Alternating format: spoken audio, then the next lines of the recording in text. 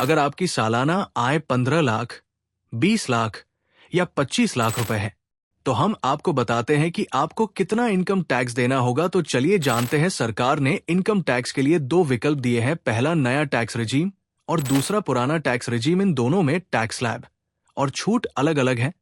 तो चलिए हम आपको विस्तार से समझते हैं।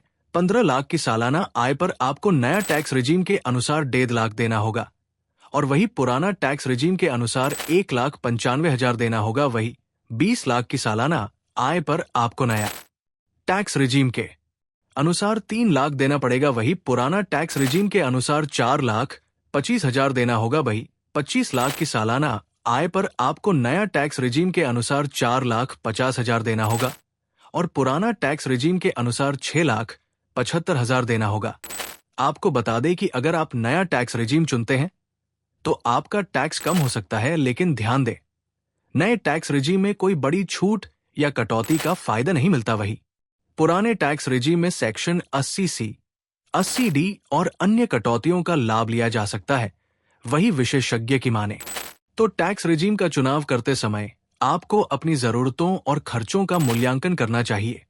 अगर आप ज्यादा टैक्स छूट का फायदा उठाना चाहते हैं तो पुराना सिस्टम आपके लिए बेहतर हो सकता है, लेकिन अगर आप सिंपल और कम दस्तावेजी प्रक्रिया चाहते हैं तो नया सिस्टम चुन सकते हैं।